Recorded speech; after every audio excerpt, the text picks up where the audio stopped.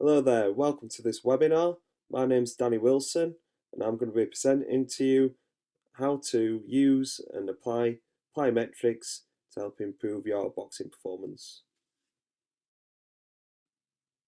Some of the features of this webinar are included in the movement handbook of our Train Like Champion program. This is the blueprint to elite performance.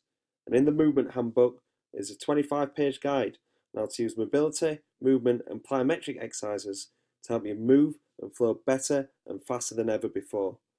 We also provide information on how to reduce the likelihood of injury and how to perform effective warm-ups for daily workouts and boxing competition. If you require any more information on the Train Like Champion program, please visit our website boxingscience.co.uk. Okay, to introduce the author, my name's Danny Wilson. I'm a strength and conditioning coach and co-founder of Boxing Science. I've got about 5 years of strength and conditioning experience in a range of sports, working with different ages and different abilities, working with youth, junior and professional athletes in football, rugby, golf, and I had around about 4 years experience in boxing. I launched Boxing Science in September 2014 and I'm based at Sheffield Hallam University, where I work with a range of boxers from junior amateurs all the way through to professional world champions. I have strong affiliations with Sheffield City ABC and Ingle Gym, and have recently worked with Kell Brook in the lead up to his fight with Gennady Golovkin. So these are a few pictures of my day-to-day working life. As you can see, it's very exciting, and I'm very privileged to be in the role that I'm in.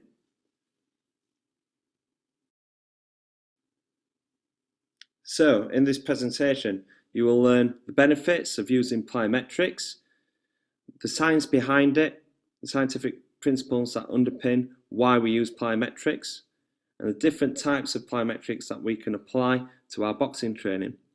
We're going to be dumping a bit of science on you that underpins how we apply this to our boxing training.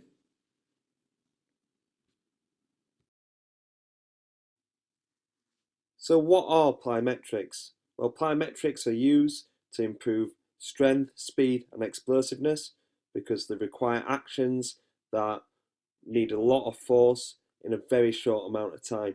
And this is what you need for fast and hard punches in boxing. And as you can see with Kell Brook firing in some explosive punches against Gennady Golovkin, we actually use plyometrics to help Kell take his strength and speed up to middleweight. And a few of these exercises that we use, we're going to be explaining the benefits and the practical applications of these a little bit later on.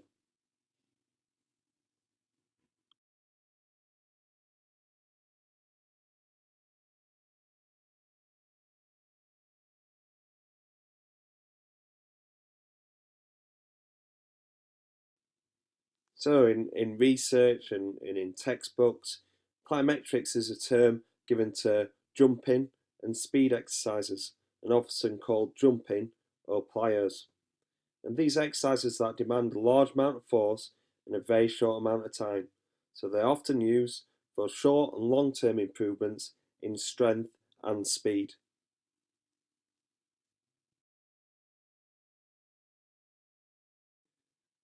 So what are the benefits of plyometrics? Well, the main reason to use plyometrics is to improve the utilization and function of the stretch shortening cycle. This is a rapid pre-stretch using explosive movements, and this is something that we'll be covering in a couple of slides. But a more effective stretch shortening cycle can improve rate of force development and neuromuscular control, and these all contribute to producing large amounts of force in a short amount of time. And this has a huge transfer to punching, but also athletic movements such as sprinting, jumping, throwing, and changing direction. And this is the reason why plyometrics are really common and really popular in strength and conditioning across all sports.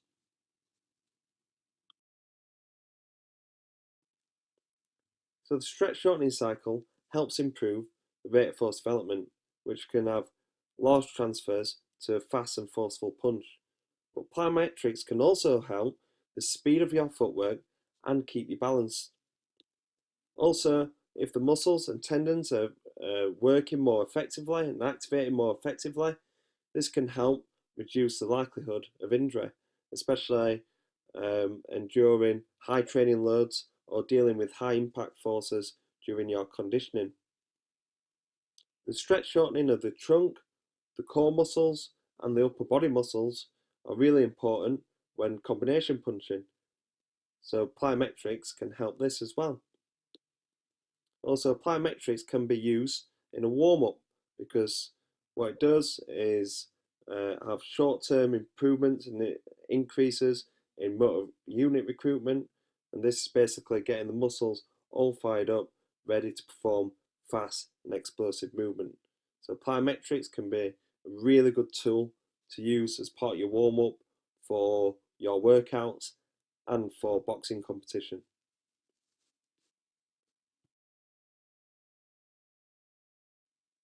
So we still haven't really explained fully what plyometrics are. We know it's a term given to jumping, hopping and speed exercises, and you might have seen many boxers and combat athletes already doing plyometrics on social media. However, plyometrics have a very definitive term, and the videos that we see on social media and on YouTube might be a little bit misleading.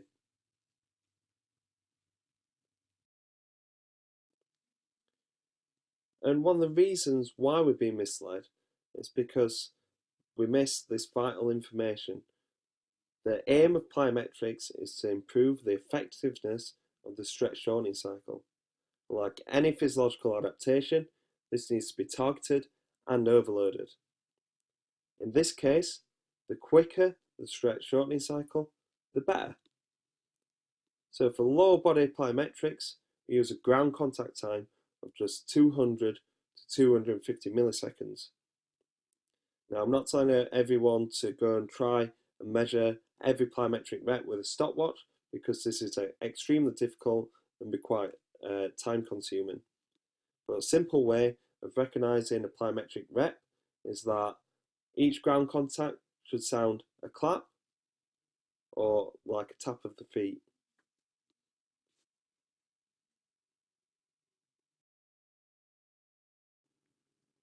So looking at the process of the stretch shortening cycle, you have three phases: the eccentric, amortization, and concentric phase. The eccentric phase, this is a pre-stretch of the muscle used for force reduction and deceleration. This requires knee and ankle stiffness for effective force absorption. So this is when you're just about to contact the floor, landing and running.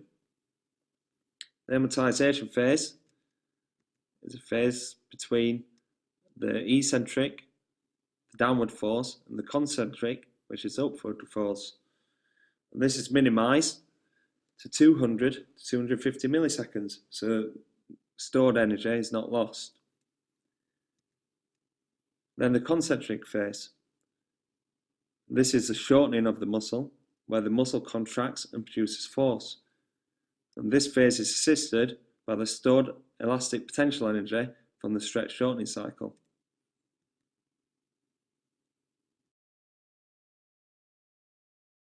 So this is the main reason why we're being misled, because a lot of coaches are using plyometrics, not getting the right ground contact time, or doing just random jumping and hopping drills without a specific aim. But before we go on to the next few slides, I must point this out so I don't come across contradictory. Not all plyometric exercises need to be 200 to 250 milliseconds, because we need to develop different phases of the stretch shortening cycle. We need to break it down so we can improve eccentric control, improve concentric force, improve motor learning and movement patterns. If we break all this down, we can use the stretch shortening cycle more effectively and try and target the 200 to 250 milliseconds. So it doesn't have to be that ground contact time every time, but as long as we're having a specific aim, we've got justification for the exercises that we're using.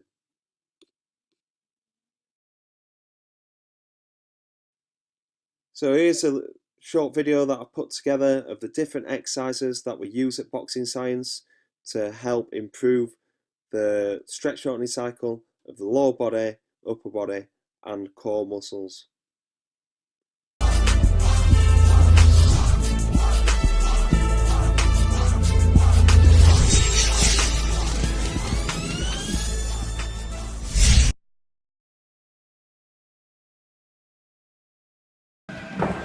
Hold. Jump, click jump. Good.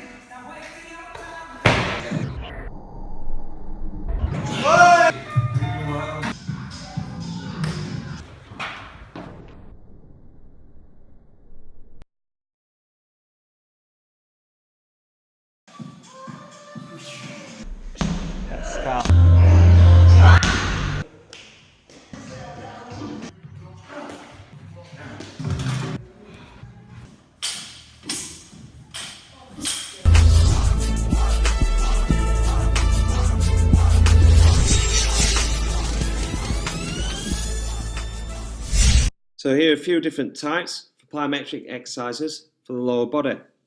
We can target vertical impulse through vertical exercises such as pogos and counter movement jumps. And we can increase the intensity of this by doing this from a height in depth jumps, so depth jump or drop jump.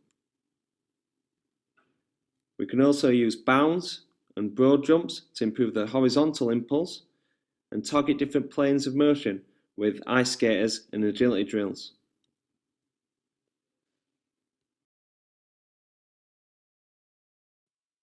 So plyometric exercise for the upper body and trunk.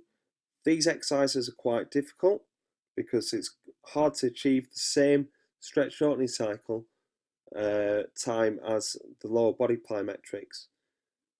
So here's some exercises that I've found pretty useful. For the upper body, I use landmine or medicine ball throws with an emphasis on the eccentric and recoil for each rep. For example, with the landmine punch, I'll grab the bar, I'll throw the bar down to the boxer, and they've got to catch and receive the bar and throw it back as quickly as possible, using trunk rotation and pulling the bar in and then driving up fast as possible. Plyometric press-ups are a really popular exercise for upper body plyometrics. We can also use bench press throw or lying down medicine ball chest pass. Trunk plyometrics are really useful in improving the stretch shortening cycle of the core muscles, and this plays a big role in the kinetic chain for punching and combination punching. I could give you around about 100 exercises you can use, but we only have about 30 minutes for this webinar, so I'll just explain two different types of exercises that we use for trunk plyos, and that's kneeling and standing reactive throws. So you can target like different angles. Main ones that we use are rotation and overhead. We use the kneeling exercises to help isolate and engage the core a little bit more. And then we use the standing reactive throws for the heavier medicine balls, so a little bit of overload into the core.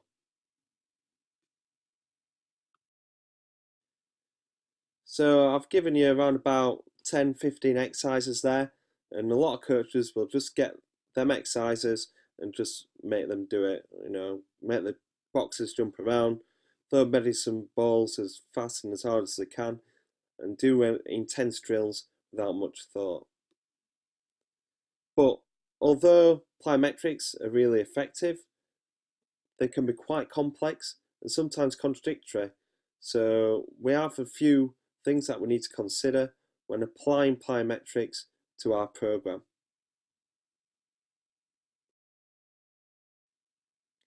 Now, these are a few things that we need to consider.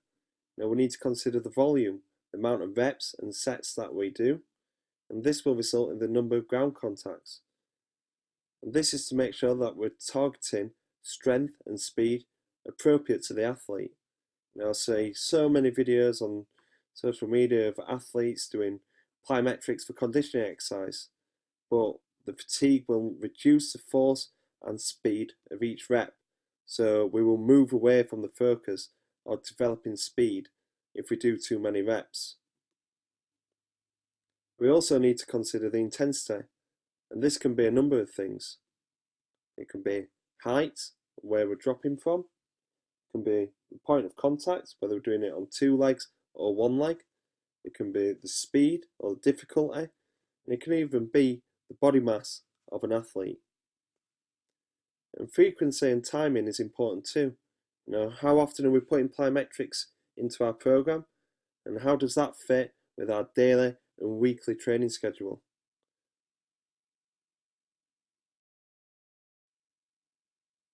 Also, we need to evaluate the athlete. What is their training status? How strong and explosive they are? Any previous injuries that they have, or mobility issues that can limit the type of plyometrics we use. We also need to consider what stage we are at the program, and what are our training goals. This is based on how close we are to the fight, the testing results, and previous training.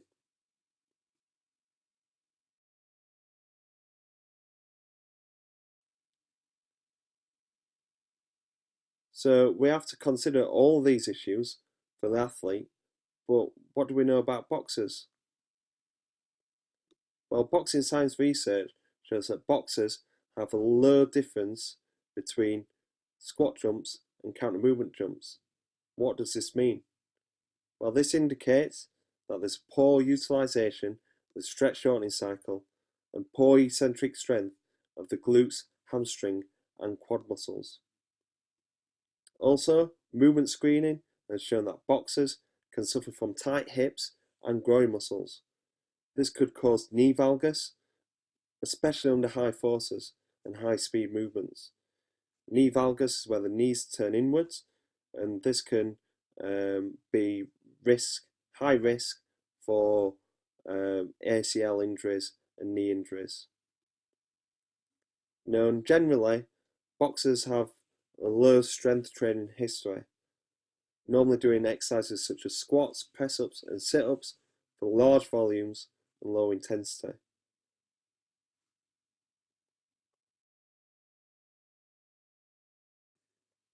So if an athlete came up to me with this kind of background, having mobility issues and low strength training history that boxers have, this would send alarm bells ringing if I got them to start doing plyometrics.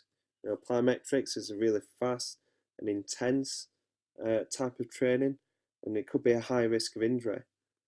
So, considering all this, we would start boxers as a beginner. This is selecting low intensity plyometrics for low volumes. And this is typically 200 to 250 contacts in a session. However, there is a twist when it comes to boxers. Because boxers have probably been doing plyometrics for many, many years, because it's traditional that they do skipping in their warm-up. So think about the short, quick taps of the feet during skipping. This is probably a lower ground contact time than required for plyometrics. So skipping should be classed as a form of low intensity plyometrics. And boxers normally do large volumes of this before every session. At Sheffield City ABC, the senior boxers do 3 times 3 minute rounds. They probably do around about 2 or 3 contacts per second. So that works out around about 1,500 contacts before every session. So on the last page, our diagnosis of a regular athlete that has the issues that a boxer has would do 200 contacts of low intensity plyos. But boxers are already doing over 6 times of that every day for many, many years. So if we did this in their plyometric programs, this wouldn't overload them at all. Also, what we've found through testing on the force platforms is that boxers have very good reactive strength, despite displaying poor eccentric strength during jump testing.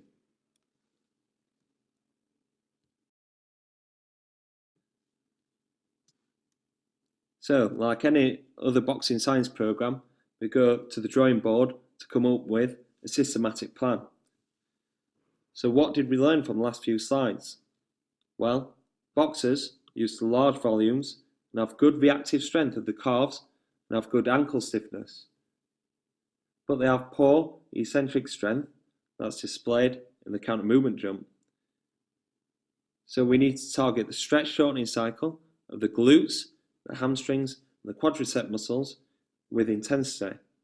And that's either with speed, height, or load.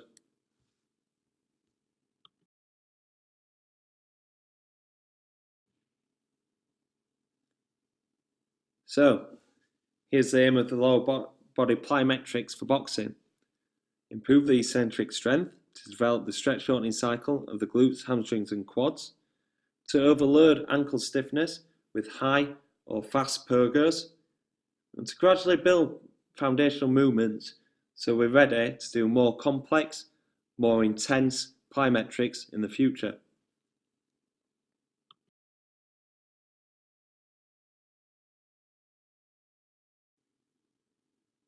So number one, improving the eccentric phase. And these are 3 exercises that you can use step by step to improve the eccentric phase of the stretch shortening cycle. So we start off with altitude landings, the most simple, basic, but really effective exercise to improve the landing mechanics. You basically step off the box and land really softly into a half squat position, balancing on the heels, engaging the glutes and hamstrings, and staying in a more upright position to engage the core. To do this, you're really focusing on the eccentric absorption of a jump. To progress this, what you would do is step off a higher box, but we want to progress this into a jump. So just at the bottom of altitude landing to jump, so you're just going to hold it for between 1 and 2 seconds and then fire up into a strong explosive jump. And then you can move on to a 1-step counter movement jump. And this is basically using that stretch shortening cycle but increasing the eccentric demand. So you step off a little bit of a smaller box. As soon as you get on the floor, you bend your hips, bend your knees, drive through the heels, and you jump up as fast as you can with the ground contact time of 200 to 250 milliseconds in mind.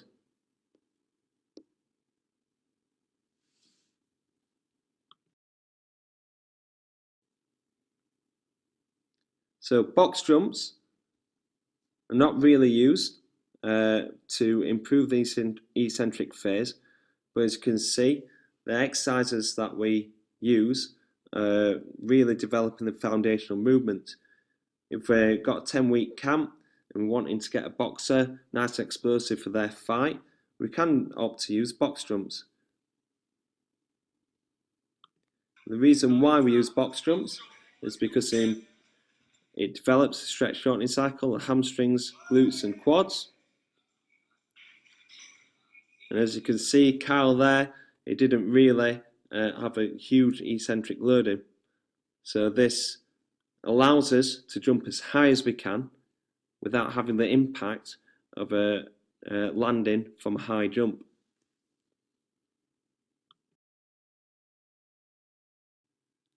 Number 2, to overload ankle stiffness.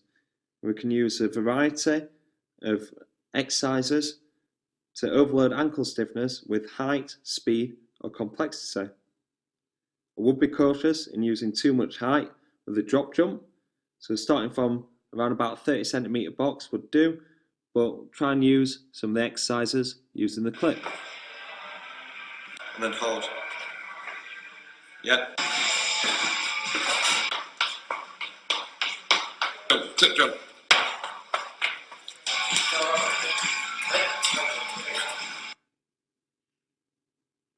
Remember, make sure your ground contacts sound like a clap or a tap on the floor. If you're struggling to do this, please reduce the intensity or the volume of the exercise.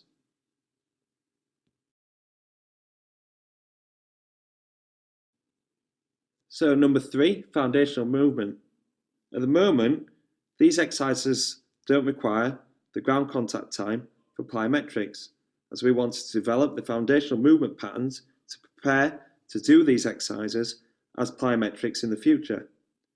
Ice skaters are a really good exercise to improve lateral movement, improve the stretch shortening cycle of the glutes and hamstring muscles, and has a good transfer to boxing specific movements. Our plyometric exercises will eventually move to single leg exercises.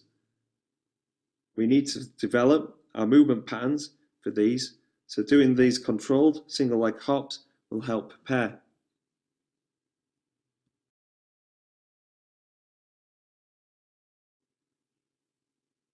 So this webinar was used to clear up a few things on plyometrics and how to apply them to our boxing training. For our training philosophy, we would still prioritise maximal strength training. However, we still use and integrate plyometrics into our sessions to develop movement patterns so boxers know how to express force in fast, explosive actions and in boxing specific actions as well. So we often keep reps and sets pretty low so we're not fatiguing our athletes. So it doesn't take away from the main aim of the session. We often use them in warm-ups, supersets, and during speed sessions to either get some training variation or use as a taper for competition.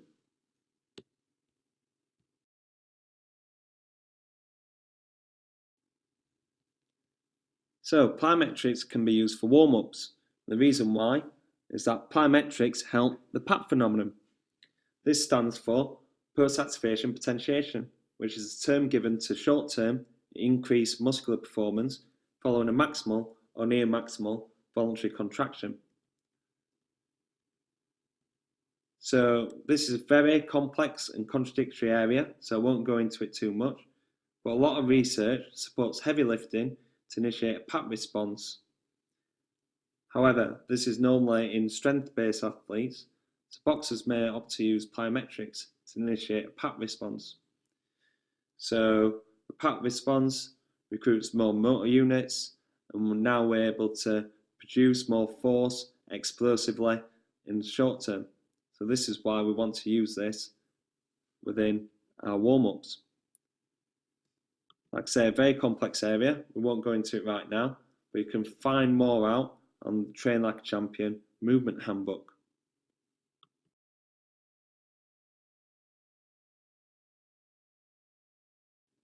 So to summarise, plyometrics are useful for strength and speed adaptations when executed effectively. Our coaches should take care when applying plyometrics to their program. Plyometrics can also be used as an effective warm-up tool for our workouts and competition.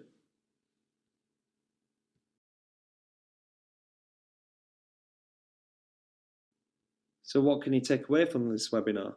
You've learnt the science behind the plyometrics and the key issues to consider when programming. You've also learnt 10 new exercises to put into your sessions, and you've also got a video of loads more exercises.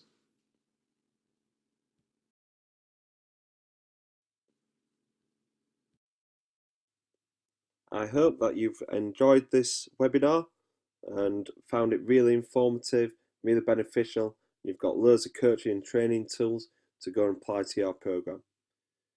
I've really enjoyed sharing my experience and knowledge in applying plyometrics to the boxing science program. And if you've found this webinar really beneficial, then you should get Train Like a Champion. This is the blueprint to elite performance, a 10-week sports science program for boxers and combat athletes that ticks all the boxes.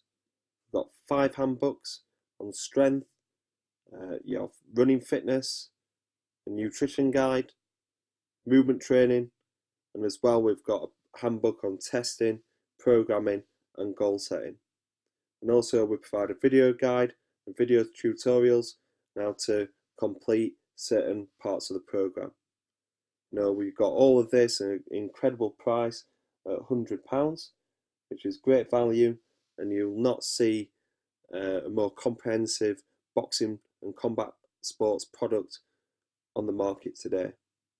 If you need any more information and want to purchase this product, please visit www.boxingscience.co.uk.